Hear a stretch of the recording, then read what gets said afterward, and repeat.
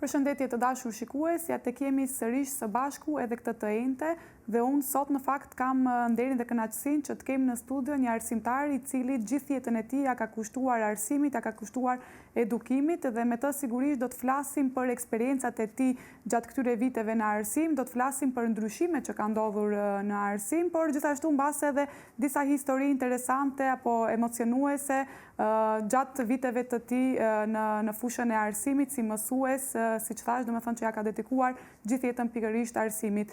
Unë kam nderin dhe kënaqësinë që të kem në studio arsimtarin Ruhi Gjila, i cili ka ardhur nga Struga direkt këtu në emisionin Ftesë në studio. Përshëndetje arsimtar, faleminderit shumë që jeni pjesë e emisionit Ftesë në studio. Faleminderit që keni marrë rrugën një herë që të vini direkt këtu. Faleminderit.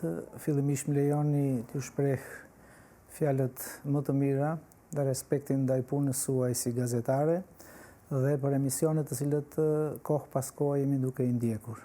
Është e vërtetë se është prej larg, por kur vim për një qëllim të caktuar, ajo largesë më duk jo 170 km, por 17 km.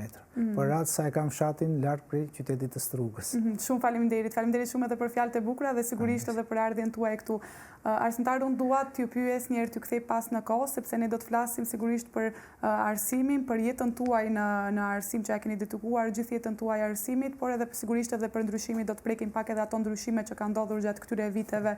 Por një herë dua të kthehemi pas në kohë, në momentet e para kur ju keni qenë, domethënë hapin e parë që keni bërë për arsimtar. Le të themi mbase orën e parë që e keni dhënë. Shumë faleminderit. Është një moment shumë emocional, sepse tani më ktheni pas gati 36 vite, 35 vite e diçka. Fillimi i karrierës time si mësimdhënës si matematikës ka filluar më 2 tetor të vitit 1989. Shkolla në cilën unë nisa mësimdhënien ka qenë si rezultat zëvendësimit të një mësuese të matematikës. Dhe ka qenë dita e hënë, ora e parë, ora e dytë, nuk e kam ditë ku është fshati Frangov, kur nuk kisha qenë. Hapat e para do të thotë i mora instruksionet nga pedagogu i shkollës qendrore, do të shkoni, tha, në Frangov, ndodhet tek xhamia lart shkolla. Kujtoj në momentin kur unë ndala para oborrit të shkollës së vjetër, nxënësit e klasës së 8 me shiqim nga jugu i binte, një muaj nuk ishin mbajtë lëndën e matematikës, për shkak se nuk ishin gjetë zëvendësues, dhe filluan përshpërimet e fëmijëve mësuesi matematikës. Kështu kam hyrë brenda, kolegët më kanë pritur në mënyrë shumë të mirë. Kam pas një pritje të jashtëzakonshme që tek mua ngulfatën, domethënë edhe tek mua krijuan ndjesinë se si do të duket ndoshta pas disa vitesh kur të vinë arsimtarë të tjerë të ri. Kështu që në Frangov fillova me zëvendësim, mbaroi qershori, në 15 qershor u largova nga puna, u ktheva në shtëpi. Pasi se erdhi zëvendësuesja. Mirë po, mbasi se atë vit kisha lënë ndonjë përshtypje tek mësimdhënësit, në ndarjen e orëve, që bëhen zakonisht në muaj ngusht për hartimin e orarit, kishin mbet 11 orë disi të lira dhe i ndjeri arsimtar sipas të dhënave që kam dëgjuar prej të tjerëve, Islam Baftjari, mësuesi që ka qenë model dhe shembulli më i mirë i një mësimdhënësi në atë shkollë. Kish marrë fjalën dhe kish thënë, ka mundësi ta marrim atë djalin e ri se kam dëgjuar fjalë të mira se është punëtor i mirë.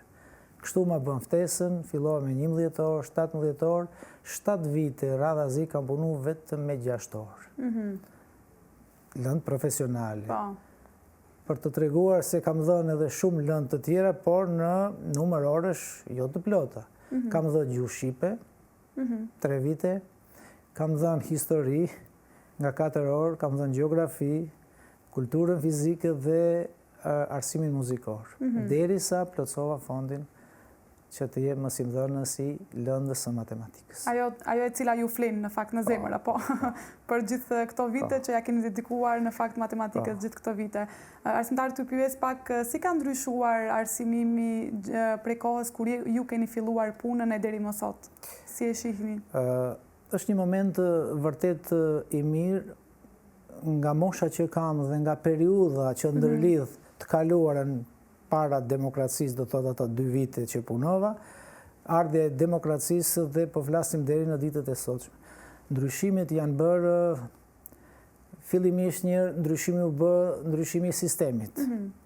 Dhe atëherë kur ne pritshim që demokracia tjetër farë të shohim në një formë dhe këndvështrim tjetër, arsimi për këto vite marr të drejtën të them se ato që kanë qenë pritjet tona, duke menduar se kaluam nga një sistem i një mendësisë, për fatin ton jo të mirë të themi, nuk kanë hecur në trendet që ne i parashifshim. Po që se i bëjmë kronologji edhe në analiza më të thella, do të shohim se vërtet ka shumë për të folur. Por, në momentet që po flasim, ne tani po ballafaqohemi me problemet të natyrave të kombinuara.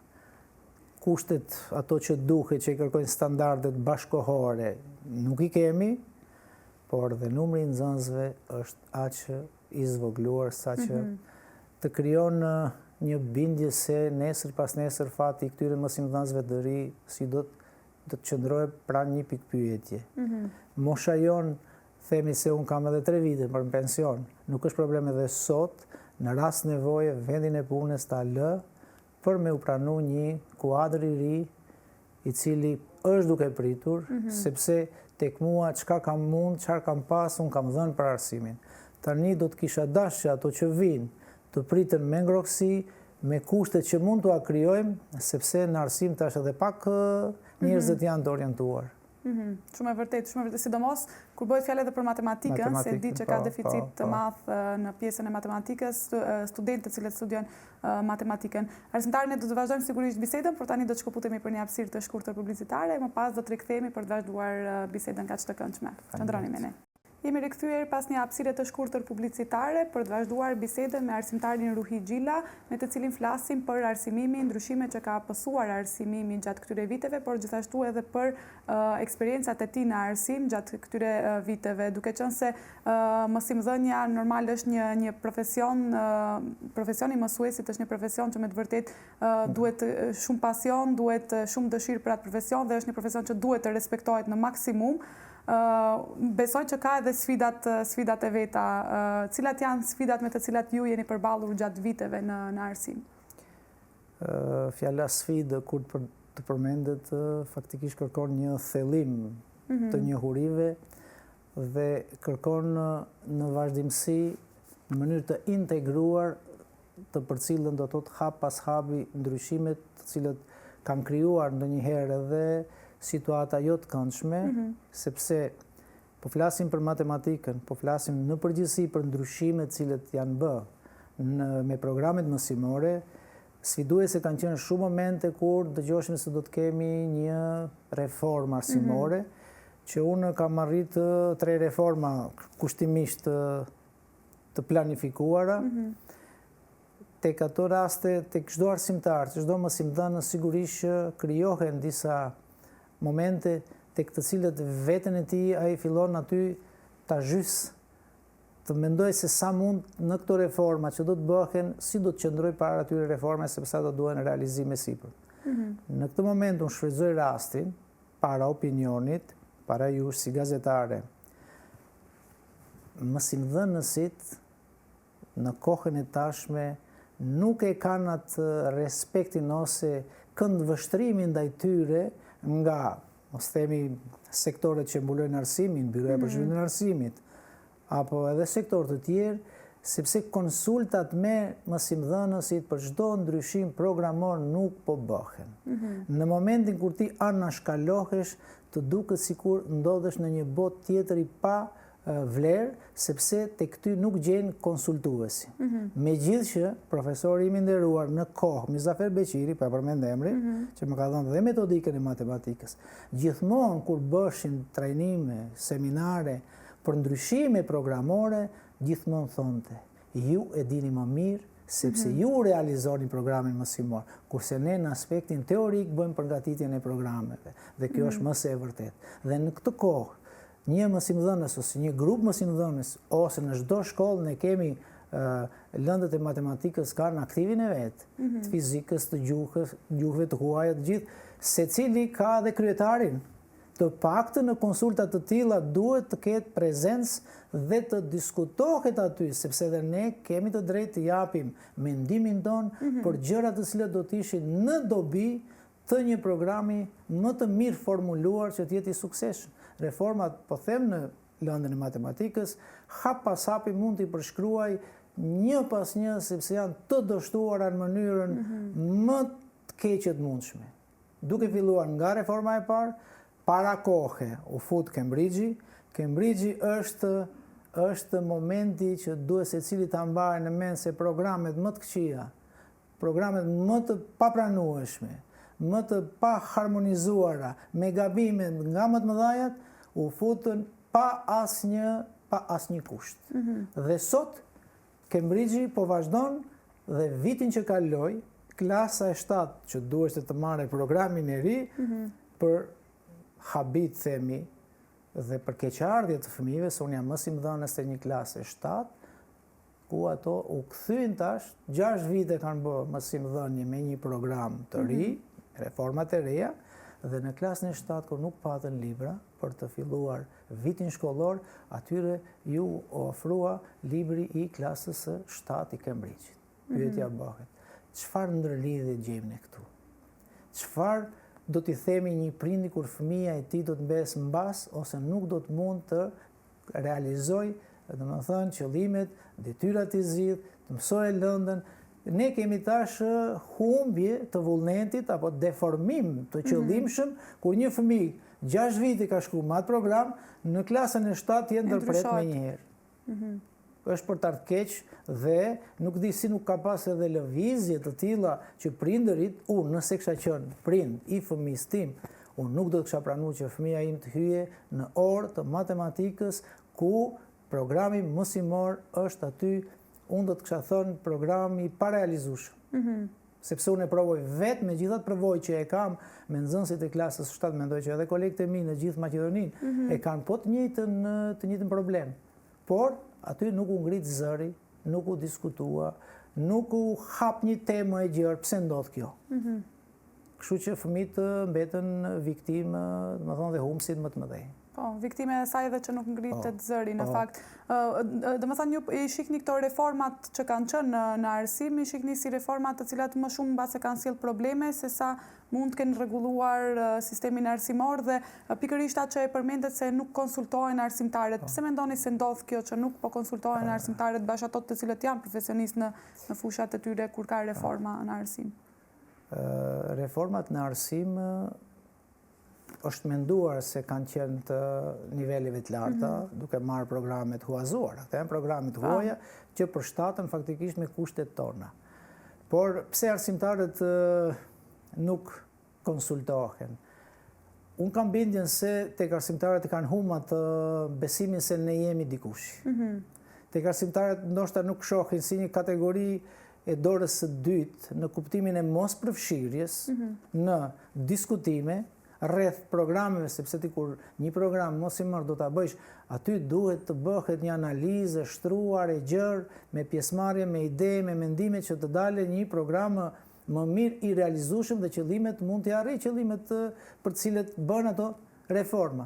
Tash, unë i sfidoj, do të thotë, këto me programet që janë marrë, duke u thënë, më tregoni një reformë, një program që ka ardhur, është realizuar deri në fund dhe pasi kanë kaluar ato 8 vite tashmë 9, pas vitit të 9, një vit duhet të kaloj në analiza, në filtra të shifës suksesi dhe mos suksesi.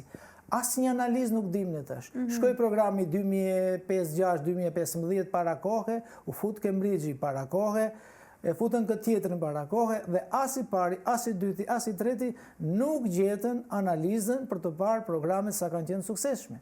Nëse merrni programet e Cambridge-it, ai që arsimtarët e matematikës këtë besoj që të gjithë e dinë dhe klasa e 7, e 8 dhe 9, 90% i kanë njësitë mësimore të njëjtat. Dhe tash në vend që t'i zgjerojmë njohuritë të nxënësve, në vend që të shkojmë të hulumtojmë më thellë, të shkojmë në një huri më të zgjeruara, ne përqendrohemi në gjëra që nxënësi mëson 2 herë brenda një viti dhe 6 herë brenda programit kohor 7-8-9. Pra gjërat e njëjta mësohen edhe në klasën e 7-8.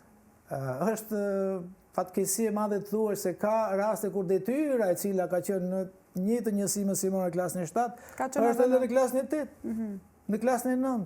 Ndryshimet janë shumë të vogla dhe tash nxënësi duke e pas të mësuar një herë. Kjo na çon të mendojmë në atë se të menduarit tek nxënësi tani më nuk funksionon, të mbajturit mend, sepse i përzien atë shpejt dhe atë shpesh gjërat sa që nxënësi më duket, tani është ngarkuar edhe në aspektin tjetër teknologjisë, por që një nxënës në kohën përpara, kemi qenë unë nxënës dhe ju, thyesat mësoshin vetëm në klasën e 5. Shumëzimi dhe pjesëtimi pastaj u hodh në klasën e 6.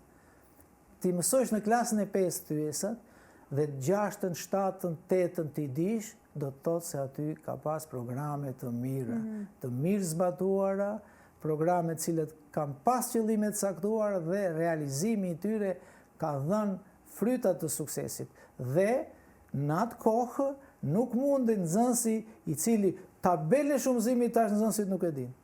Kjo është shumë rënqeth se ti thuash dikujt, por edhe mësimdhënësit kur i konsultojmë na thuhen thotë se pa nxënësit nuk është domosdoshme ta dije tabelën e shumëzimit. Në klasën e 8 dhe klasën e 9 pyesësh për tabelën nxënësin. Shkojnë të papërgatitur edhe në gjimnaz, në shkollë të mesme pastaj. Mbledhje zbritje, të mendohet për një mbledhje të një numri 1 shifror, 2 shifror, që thotë se këtu kemi bërë hapa jo të ngadalta, po të kthyera nga e kundërta e rrugës së avansimit. Do të thotë kemi shkuar në rrugën të cilën nuk do të kisha dashur ta them, fatkeqësisht arsimit i kemi dhënë një pasqyrë jo të këndshme dhe më vjen turp ndonjëherë të them se punoj në arsim. Kur më pyet dikush ku punon në arsim, të punojsh në arsim do të thotë është nder. Profesioni më fisnik në botë është profesioni i arsimit. Një mësues mund të mos lë pasuri për familjen e vet, për fëmijët e vet, por lë për gjithë rrethin ku punon, gjenerata që kohë pas kohë takon në vende nga më të ndryshme të punës, nga mjekë, nga juriste, ekonomiste, të informatikës, arkitekte, drejtime muzikore, gjitha. Dhe ka kënaqësi më të madhe se ajo kur ti ke qenë ai bartësi, motivuesi, nxitësi, person që ke ndetë mbas atij nxënësi, atë figurën e tij e ke ndërtuar, e ke ngritur dhe sot ai falë aty kontributi, asaj mësimdhënie, se kemi mësimdhënie me shpirt, mësimdhënie me përkushtim dhe mësimdhënie për të kaluar kohën. Në qoftë se mendojmë për të kaluar kohën, arsimit atëherë duhet i vendojmë një dry, një qelz aty, themi se arsimi më ka perënduar. Ka dështuar, po. Shumë e vërtetë. Duke qenë se ju e përmendet sigurisht edhe teknologjinë dhe do të flasim sigurisht edhe për këto ndryshimet, mënyra se si bëhet mësimdhënia në ditët e sotme nga të rinj dhe më herët si është bërë, por të flasim pak për pjesën e teknologjisë sepse luan një rol shumë të rëndësishëm hapat e mëdha që ka pasur teknologjia, si ka ndikuar në arsimim, si ka ndryshuar teknologjia arsimimin, sepse ju i keni kap të dy periudhat në fakt edhe atë kur s'kishte teknologji dhe këtë që tash është me teknologji. Teknologjia, vetëm si nocion, po ta zbërthejmë, kuptohet në aspektin pozitiv duhet shiquar, sepse teknologjia është një arritje. Por, mënyra, forma, koha, se si u tentua që të infiltrohet në arsim, hapat më të gabuara të mundshme. Unë, para disa vitesh në ato studimet e mëvonshme, kam mësuar se në Shtetet e Bashkuara të Amerikës, përgatitja e kuadrit mësimor për përdorim të teknologjisë në përshkolla ka zgjatur gati 20 vite. Dhe pas atyre viteve, kur kuadri u përsos, u trajnu, atëherë filluan që t'i vendojnë zbatimet në përshkolla. Tek ne çfarë ndodhi? Në momentet kur vendosën që kompjutrat u çojnë arsimtarëve në përmësim, në përshkolla. Do laptopat e vegjël. e menduan se me një trajnim 3 ditor, në fakt 7 ditor ka qenë në Struk, na kanë mbajtur profesor të gjimnazit, që nuk ishte faj tyre se sa, por të qësh mendjen një arsimtar, ta përgatisisht ti për 7 orë, për 8 orë, për 10 orë, dhe ai tjetë funksional, tjetë i përgatitur, me të gjitha standardet dhe norma që i kërkon një përdorimi një, më thënë, kompjutri, ishte pa mundur të realizohet. Dhe çfarë bën? I sollën në përshkolla kompjutrat, u andan arsimtarëve. Ato arsimtarë që ishin mosh pak, po themi në atë kohë 55 vjet, 60 vjet, ato jo që prite, po ishin në kohë para pensionit. Për ato nuk diskutohej. Pjesa e mesme, kapsha dhe unë moshën tim aty, u desh me shumë sakrifica. Të marrish kompjuterin dhe ka pas mësimdhënës besoj në tërë Maqedoninë ke këtë, që edhe ndezjen e aktivizimin e kompjuterit nuk e kanë ditë, dhe duhej nxënësi të shtypë këtë. Dhe tash, ku është tash figura e mësimdhënësit, e mësuesit? Në çfarë duhet nxënësi ta shoh atë si një autoritet, si njëri që ka dije, njëri që e furnizon atë me dije?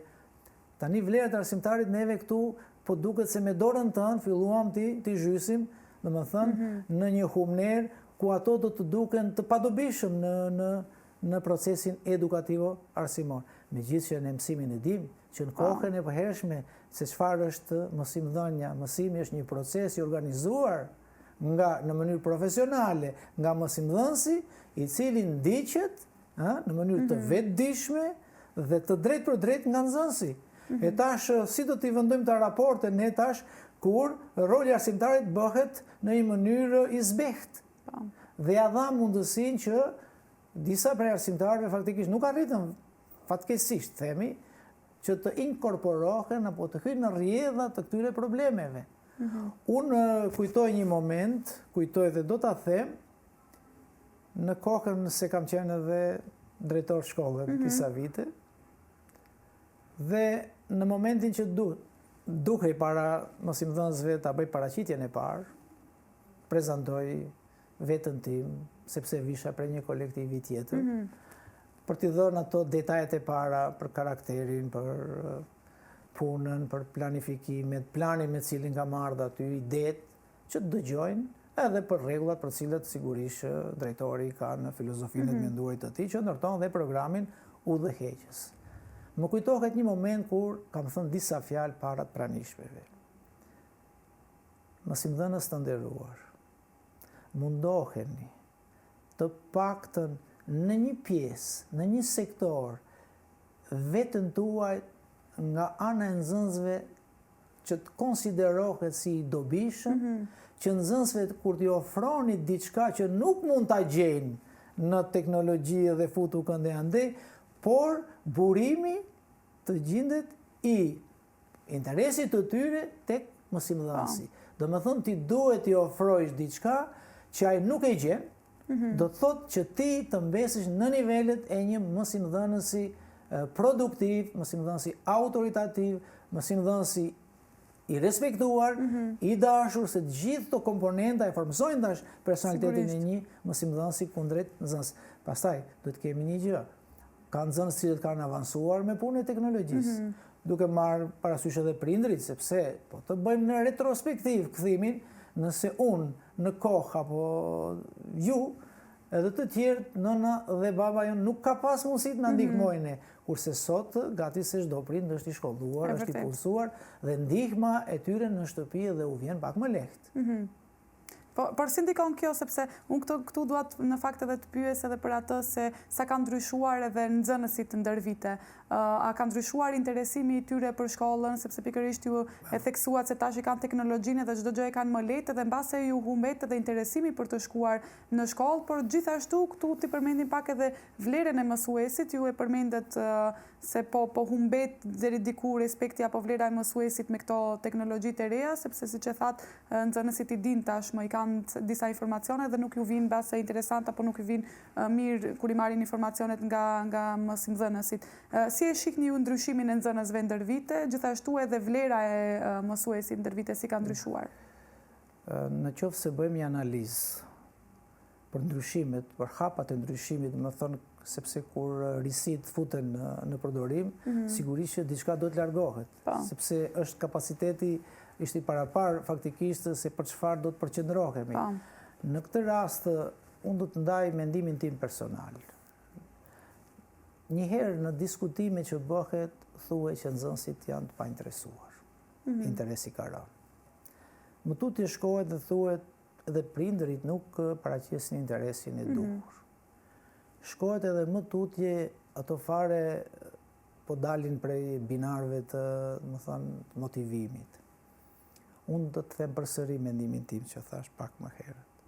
Një mësimdhënës kreativ, një mësimdhënës që ka integritet të lartë, i përgatitur, shkon tek fëmia, unë thëmë tek nxënësit e mi, ku jap mësim.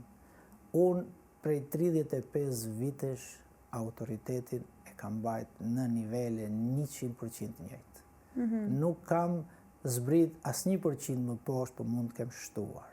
Sepse interesimi, përkushtimi, angazhimi, i një mësimdhënësi tek nxënësi krijon bindje, krijon dashuri ndaj lëndës, respekti rritet sepse është i ndërsjellë. Një mësimdhënës i përgatitur ditë vendoset kundrejt një nxënësi, një fëmije, duke ia njohur dhe emocionet, edhe dijen, edhe situatën familje, në aspektin social, të duhet në gjithë parametrat t'i kesh parasysh kur një nxënësi t'i drejtohesh për diçka ose të kërkojsh prej tij. Pastaj, lënda e matematikës është pak më specifike. Që një nxënës tjetë i mirë në matematikë, të paktën tek ai kalkulimi me numra, themi mbledhje zbritje shumësim pjesëtim në klasë 6 nuk duhet të jem pengesë për atë, që të mund të vazhdoj të ecë, më thënë, në rrugë që të mund të arrijë. Kurse në lëndë të tjera ka lëndë tek të cilët mund të mbahet niveli, sepse lëndët janë pak më të lehta, disa lëndë, po bëhet fjalë për edukatën fizike, për arsimin muzikor, artin, ato janë arte më vete. Tek ato t'i gjenë zbulon talentin, çdo mësimdhënës në grup moshën që jep mësim, ai sigurisht syti ka nga nxënësit tek të cilët shpreson, pret, sepse ti ke një bashkë udhëtar me të cilin ti e ndërton, e realizon programin, zgjidh detyra, bën analizën e testit. Unë për shembull kam, po them, një nxënëse në klasën e 8, u kam thënë dhe kolegëve një ditë në mënyrë shumë kolegiale, ajo vajza është aq e përgatitur dhe në qoftë se e jep një njësi mësimore dhe ti bësh një incizim, ndoshta 90% do të mendojnë se kjo është mësimdhënëse.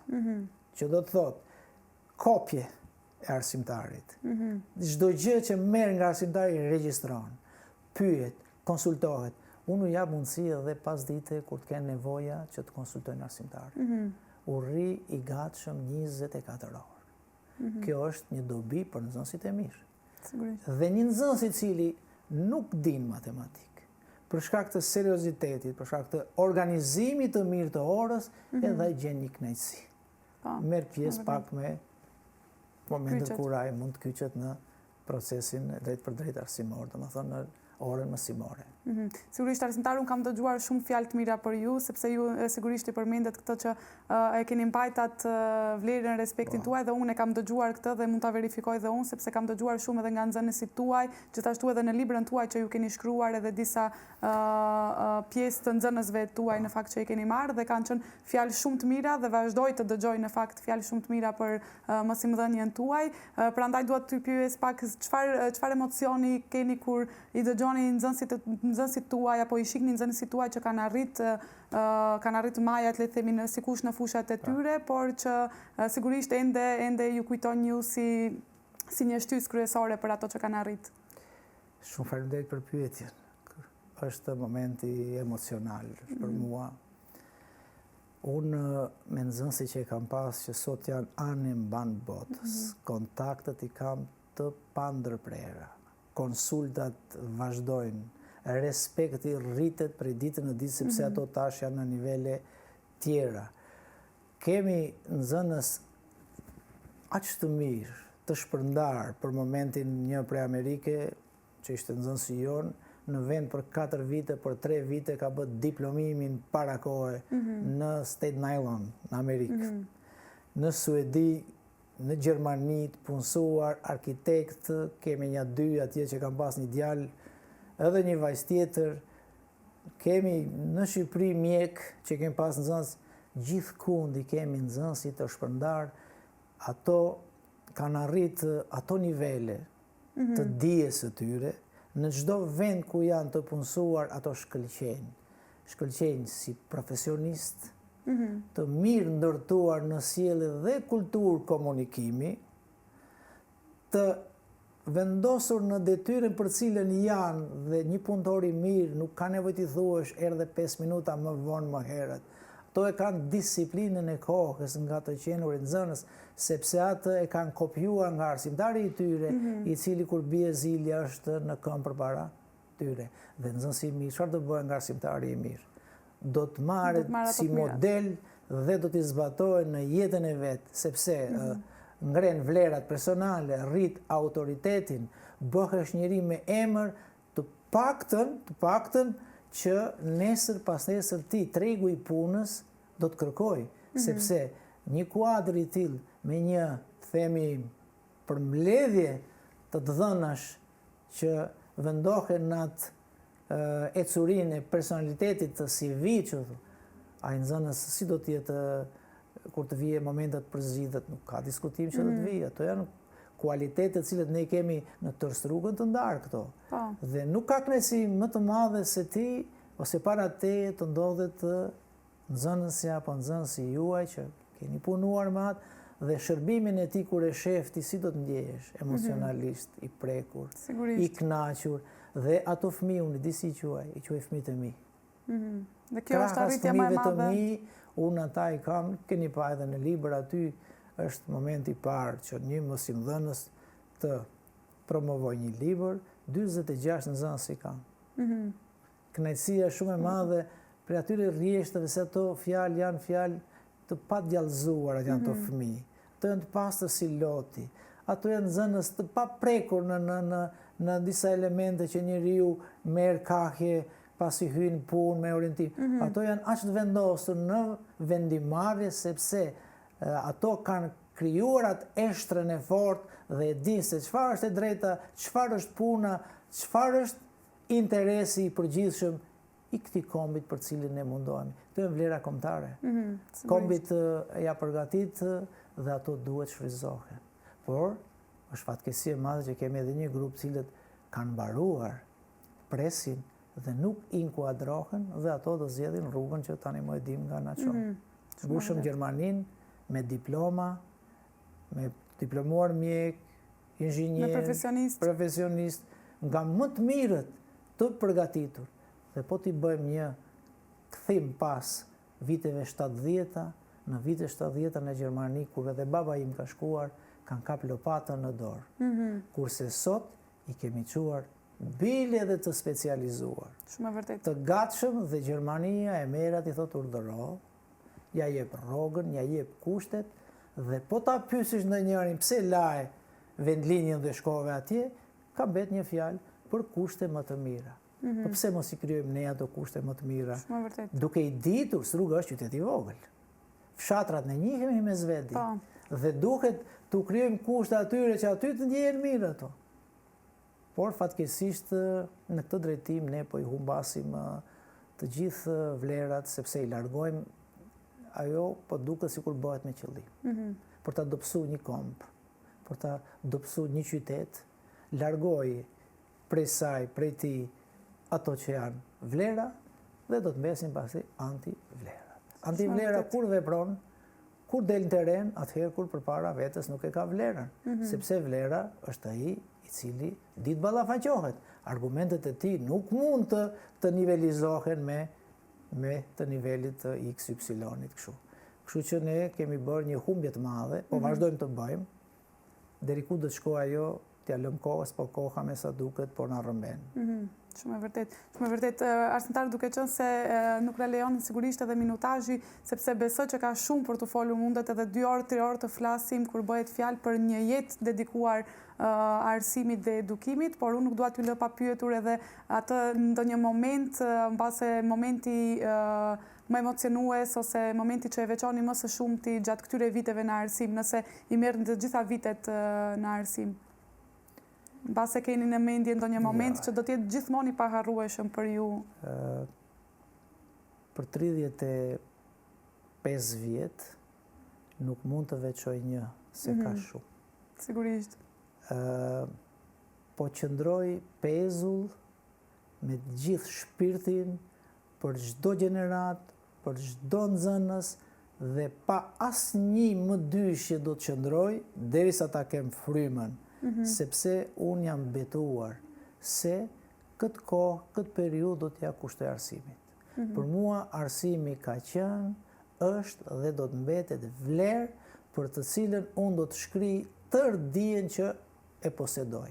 Në këtë drejtim tek mua nuk ka numra, nuk mund të numëroj, nuk mund të ndaj, sepse prej ditës së parë deri sot që po flasim, për çdo ditë unë kam ditar, dite, përgatitje ditore, kështu që sa herë që të hapen këto ditar, ti e shef tërë atë grup, numër të madh të nxënësve të cilët kanë kaluar nëpër duart e mia.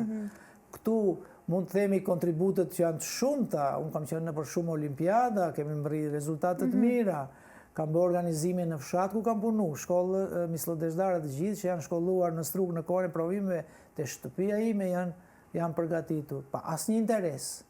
Sot kemi mjek në specializim që kam pas tërë kohën në përgatitje aty edhe shumë të tjerë që kanë dhënë provimet pranuese. Unë kam qenë një ndër ato që vullnetarisht përmes profesorit Mizafer Beqiri kam pranuar që të punoj me 135 nxënësi që mbeten jashtë të bankave shkollore. Kem punu në Tatesh, Mislodesht, kam shkuar në këmbë 2 javë në Tatesh dhe 2 javë ato nxënësit e Tatesh vishin në Mislodesht. Pa asnjë interes. Sakrificë. Për të ndihmuar faktikisht që ne duhet ta kapim atë hapin, se neve me hapjen e shkollës së Ladorishit ku kam qenë edhe pjesëmarrës që në themelimin e shkollës në Hajdardushi, deri në ditën e fundit që ka funksionuar, unë nuk e kam lënë një mbledhje pa qenë, sepse kam qenë në komisionin kadrovik, antari komisionit kadrovik dhe kam qenë pjesëmarrës i përhershëm. Kështu që po ta përmbyllim këtë, tek mua nuk mund veçoj, sepse janë të paveçuara, janë të mbledhura, grumbull të pandara, s'mund të ndahet sepse për çdo gjenerat, për çdo vit, ato janë të rrjeshtuara dhe vetëm mund të dallohen për nga vitet. Prej 89-s deri në 2025. Shumë e vërtet. Arsimtar, shumë faleminderit për këtë diskutim kaq të këndshëm. Faleminderit shumë dhe ishte shumë kënaqësi në fakt t'ju dëgjoj teksa flisni me atë shumë pasion për arsimin, për edukimin edhe për gjitha vitet në fakt edhe ju që i keni dedikuar pikërisht në arsim. Faleminderit shumë që ishit pjesë e emisionit në studio. Faleminderit nëse lejohet paktën kolegët e mi të dashur të shkollës ku punoj. Një përshëndetje kështu. I përshëndesim dhe ne sigurisht të gjithë mësimdhënësit. Jemi një kolektiv shumë i mirë, shumë i harmonizuar në nivellet larta raportet ndërkolegiale. Unë si më i moshuar gati se jam aty, për këtë shfrytëzoj këtë rast për këtu një përshëndetje edhe nxënësve. Gjithsesi, ju një falënderim i veçantë për mundësinë, ani pse pak larg, por për punë të mira njeriu nuk duhet ta shohë kohën e udhëtimit. Shumë faleminderit, uroj sukseset keni.